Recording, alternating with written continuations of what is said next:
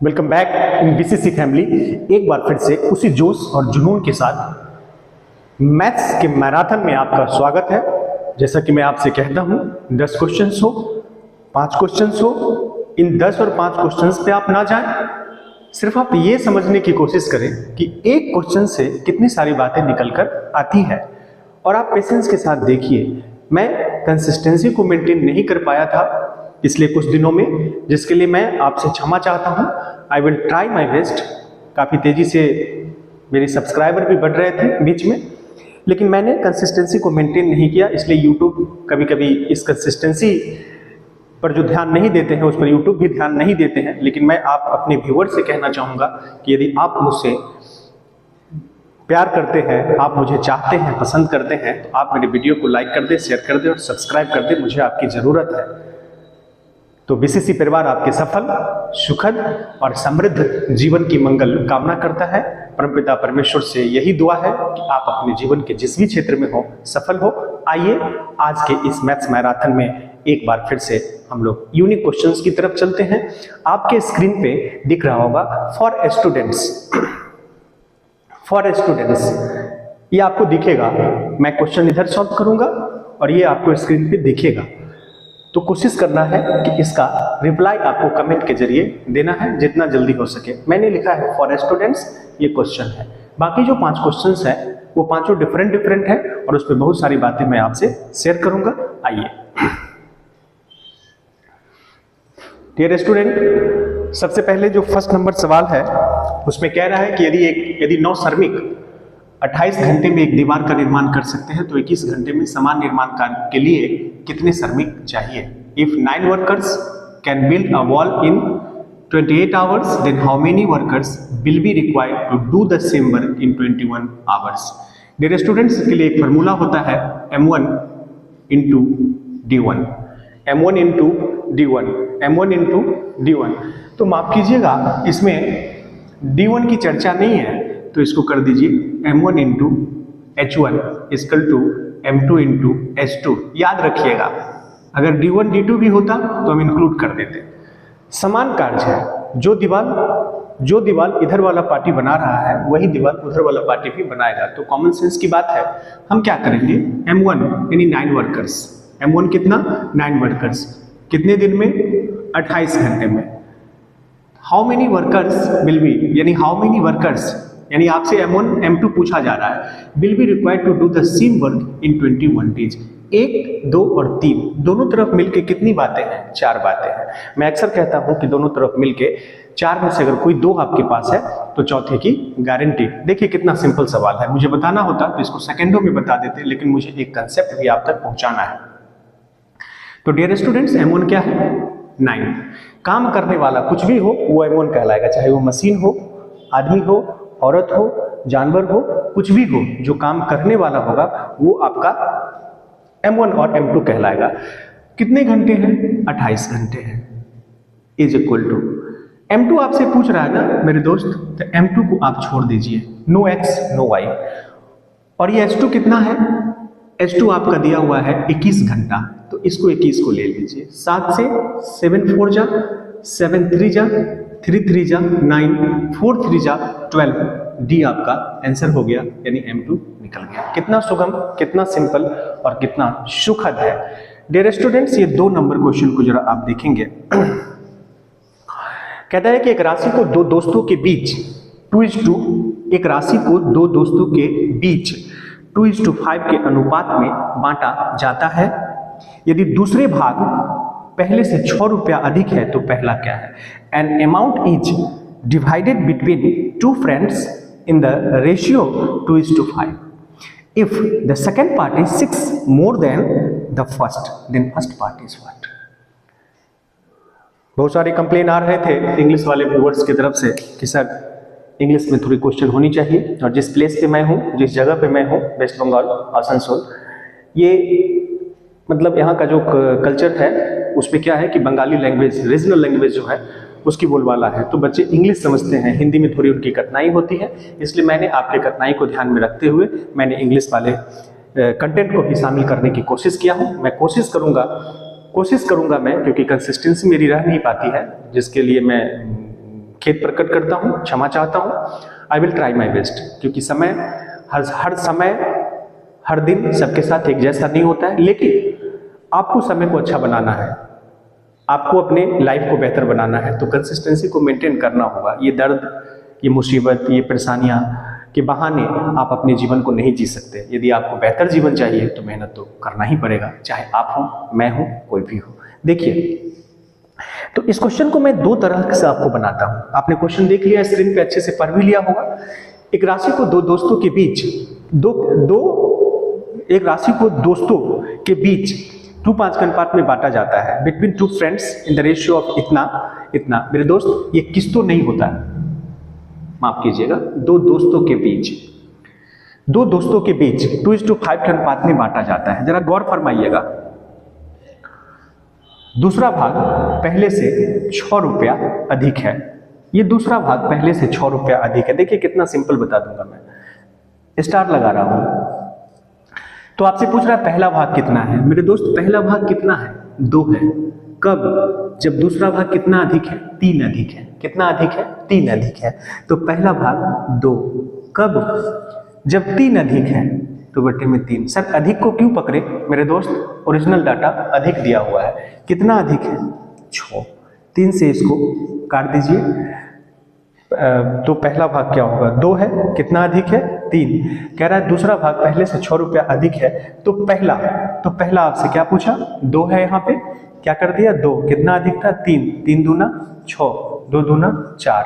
मेरे दोस्त, इस ऑप्शन में शायद मैं मिस कर गया हूँ, इसलिए जरा ध्यान दीजिएगा। इसमें ये वाला ऑप्शन आपका आंसर हो जाएगा। फिर से एक बार, an amount is divided between two friends in the ratio 2:5 if the second part is 6 more than the first part, then the first part is 1, यानी फर्स्ट पार्ट आपका 4 होगा। दूसरा अगर मेथड आप चाहते हैं तो आप ऐसे कह सकते हैं, सेकंड पार्ट जो है 6 अधिक है, यानी 5x - 2x = 6। तो आप क्या करेंगे? 3x = 6। 3 से काटेंगे, 3 दूना 6। दूसरा पार्ट कितना है? 2 दूना 4। मैं मिस कर गया था ऑप्शन लिखने में, इसके लिए मैं माफी चाहता हूँ। तो सिंपल सी बात है, कैसे निकला? ये मेथड काफी फ्रूटफुल होगा आपके लिए। क्या कहा? पहला भाग कितना है? 2। कब? जब कितना अधिक है? 3। कब? जब 6 अधिक है। अगर दूसरा भाग ही पूछ देता इसी क्वेश्चन में, कोई टेंशन लेने का नहीं। दूसरा भाग कितना है? 5। कब? जब 3 अधिक है, तो नीचे कब? जब 6 अधिक है। बिल्कुल सिंपल वे में आपका बन जाएगा। डियर स्टूडेंट, 3 नंबर क्वेश्चन देखिएगा, काफी यूनिक क्वेश्चन है, तो ध्यान से देखिएगा। मैं इसको एलिगेशन के मेथड से बताऊंगा और आप कहेंगे तो मैं मेथड भी बता दूंगा। कहता है कि 24 रुपये प्रति केजी के चावल को 32 रुपये प्रति केजी के साथ मिलाया जाता है, ताकि मिश्रित चावल की दर प्रति केजी, ताकि मिश्रित चावल की दर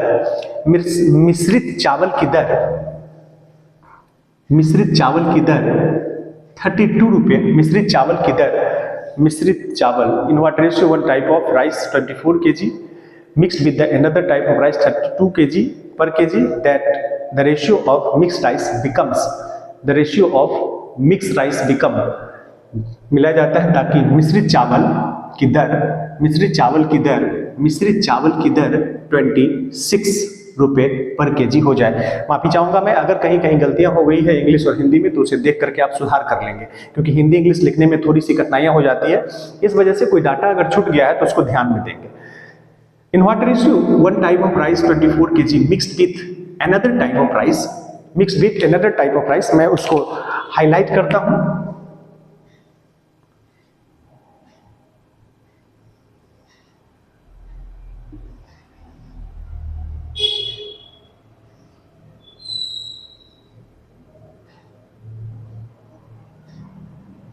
(24) पहला है, दूसरा 32 है। ध्यान दीजिएगा, एलिगेशन में हमेशा मैं पूरी डिटेल बता देता हूँ। यहाँ मिक्सचर, एवरेज और टोटल लिखा जाता है, और इस छोर पे जो है सेपरेट डाटा लिखा जाता है। ये दोनों छोर पे कैसा डाटा लिखा जाता है? सेपरेट डाटा लिखा जाता है। और बीच में जो डाटा लिखा जाता है वो मिश्रित डाटा लिखा जाता है। कैसा डाटा लिखा जाता है? मिश्रित। एवरेज, टोटल, जैसा क्वेश्चन होगा उसके हिसाब से आप उसको तय कर लेंगे। मेरे दोस्त, अब रेशियो आपसे पूछ रहा है तो हम इसको ऐसे घटाते हैं। 26 में से अगर 24 चला जाएगा तो आपके पास बचेगा 2। और 32 में से अगर 26 चला जाएगा, 32 में से अगर 26 चला जाएगा, 32 में से अगर 26 चला जाएगा तो आपको बचेगा 6 रेशियो 2 1 जा 2, 2 3 जा 6, 3:1। एक बार फिर से, मिश्रण को कहाँ लिखते हैं? बीच में, और सेपरेट डाटा को कहाँ लिखते हैं? दो छोर पर। और घटाते कैसे हैं? ऐसे, जो बड़ा है उसमें से छोटा को घटा लीजिए। घटाते कैसे हैं? ऐसे। ये किसका दाम हुआ? 24 वाले का। ये किसका दाम हुआ? 32 वाले का। क्या रेशियो मिला? 3:1। ध्यान दीजिएगा 1:3 भी है, इसलिए 3:1 को टिक करना है। तो आपका आंसर क्या हो गया? ये वाला। डियर स्टूडेंट, एक सवाल देखिए 5 नंबर, कितना दमदार सवाल है। इस सवाल में कह रहा है कि 13 संख्याओं का औसत 22 है। यदि प्रत्येक संख्या को 3 से गुना किया जाए तो नया औसत क्या होगा? यदि माफ कीजिएगा 4 नंबर भी एक सवाल है। 4 नंबर भी एक सवाल है, ध्यान से जरा देखेंगे। इसमें कह रहा है, देखिए बहुत अच्छा सवाल है।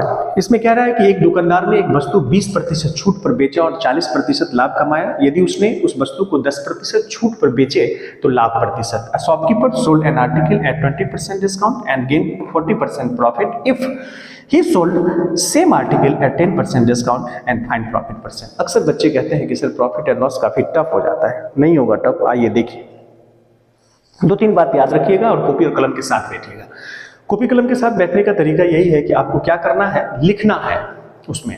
जब भी हम डिस्काउंट की बात करते हैं ना, तो हम मार्क प्राइस की बात होगी, वहाँ अंकित मूल्य की बात होगी। जब भी हमको छूट प्रतिशत की जहाँ भी बात होगी वहाँ अंकित मूल्य की बात होगी, और जहाँ भी प्रतिशत लाभ और प्रतिशत हानि की बात होगी वहाँ क्रय मूल्य की बात होगी। जहाँ भी छूट प्रतिशत की बात होगी वहाँ पर किसकी बात होगी?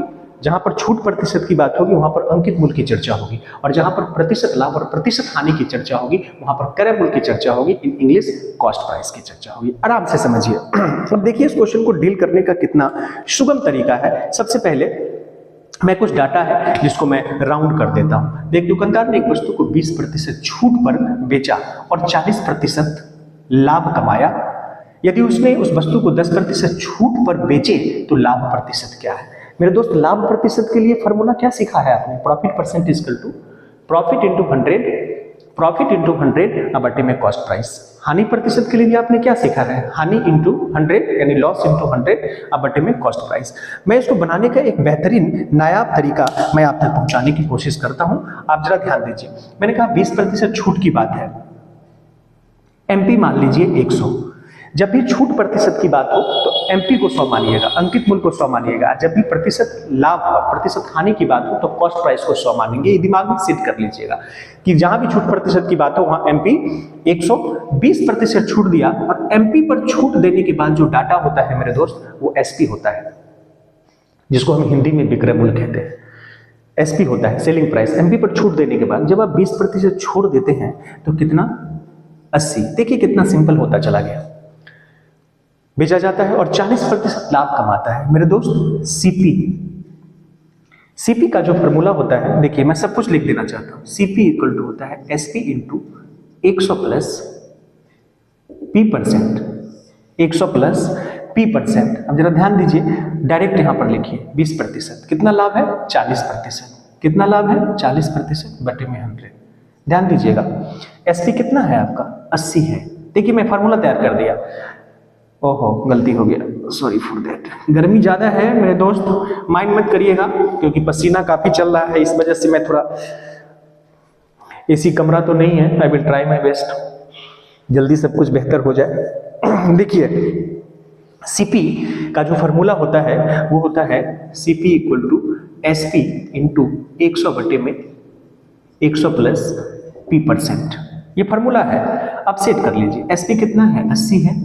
100 बटे में 100 प्लस प्रतिशत लाभ दिया होता वैसा फॉर्मूला, तो 100 प्लस 40, 100 प्लस 40 कितना? 140। ये आपका सीपी हो गया मेरे दोस्त। यदि उसने उस वस्तु को 10% छूट पर बेचे तो लाभ प्रतिशत कितना है?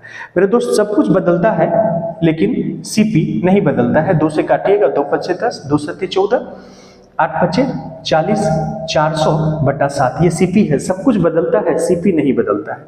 कहता है कि यदि 10% छूट पर बेचे तो लाभ प्रतिशत कितना? तो मेरे दोस्त यदि 10% छूट पर बेचे तो एमपी तो है आपके पास, यानी 90 पर बेचेगा वो। क्या बेचेगा? 90 पर बेचेगा। क्या बेचेगा? 90 पर बेचेगा। बस कहानी ओवर। आप जरा खुद से कर लीजिए, खुद से कर लीजिए। यानी तब लाभ प्रतिशत कितना? तो 90 SP minus CP, SP minus CP 9 सते 63, यानी 630 में से 400 घटा दीजिए, 0 3 6 में से 4 गया 2, क्या बच गया? ये आपका देखिएगा 230 बटे में 7, ये लाभ हो गया। लाभ गुने 100 यानी प्रॉफिट इंटू 100 बटे में कॉस्ट प्राइस, बटे में कॉस्ट प्राइस। गौर फरमाइएगा 400 बटा 7, 400 बटा 7, गौर फरमाइएगा 400 बटा 7, 7 से 7 कैंसिल, 00 से 4 बचे 20। आप देखिएगा यहाँ पर 230 बटा 4 आपके पास बच गया है। और आपके किसी भी ऑप्शन में देखने पर पता चल रहा है कि सिर्फ एक ऑप्शन में डेसिमल है। और जब इसको भाग देंगे 230 को 4 से तो 100% ये डेसिमल वाला भी आंसर हो जाएगा। अगर सारे के सारे डेसिमल में होते तब हमको डेसिमल में भाग देना पड़ता, अदरवाइज नहीं। देखिए कितना सिंपल बन गया। समझने की कोशिश करिएगा, कुछ तथ्य जो मैं आप तक पहुंचाया हूं उसको जरूर समझिएगा। कहता है 13 संख्या का औसत 22 है, यदि प्रत्येक संख्या को 3 से गुना किया जाए तो नया औसत क्या है? मेरे दोस्त 13 संख्या का औसत 22 है, तो जरा ध्यान दीजिए 13 गुने 22 ये टोटल सम आ गया, ये टोटल सम आ गया। इसको समझने का तरीका जरा समझिए। मान लीजिए x plus Y plus Z plus dot dot dot, इस तरह से ये 13 संख्या है। कितनी संख्या है? 13 संख्या है। कह रहा हर किसी संख्या को 3 से मल्टीप्लाई कर दिया जाए, हर किसी संख्या को 3 से मल्टीप्लाई कर दिया जाए, हर किसी संख्या को 3 से मल्टीप्लाई कर दिया जाए। तो ये जो 13 संख्या का जोड़ है यही तो है, 13 संख्या का जोड़ ही तो है। औसत दिया हुआ है 13 संख्या का और संख्या दिया हुआ है, तो दोनों को जब मल्टीप्लाई कर देते हैं तो सम आ जाएगा। किसका सम आया? 13 संख्याओं का जोड़ आ गया। और अगर हम कहें कि x plus Y plus Z, इस तरह से 13 को संख्या ले लीजिए। क्या है 13 संख्या? मुझे मालूम नहीं है, मुझे मालूम नहीं है। तो कहने का अब हम कह रहा हूं कि सबको 3 से मल्टीप्लाई कर दीजिए। तो जब सबको 3 से मल्टीप्लाई कर दीजिएगा तो 3 बाहर आ जाएगा। समझने की कोशिश करिएगा, काफी इंटरेस्टिंग सवाल है। तो 3 कहां आ जाएगा? बाहर आ जाएगा। और यही तो सम है, ये बीच वाला, तो यही तो सम है। यानी इसको 3 से मल्टीप्लाई किए थे, इसको भी 3 से मल्टीप्लाई कर दीजिए। कर दिए। अब कहा कि 3 से मल्टीप्लाई करने के what will be the new average. संख्या तो उतना ही है, बटे में कितना? 13। देखिए कितना सिंपल, 22 दिया 66। That's all. यदि आपको मेरा कंटेंट पसंद आए तो लाइक कर दें, शेयर कर दें, सब्सक्राइब कर लें। इसी जोश और जुनून के साथ मिलते हैं मैथ्स के मैराथन के एपिसोड, किसी और एपिसोड में। That's all.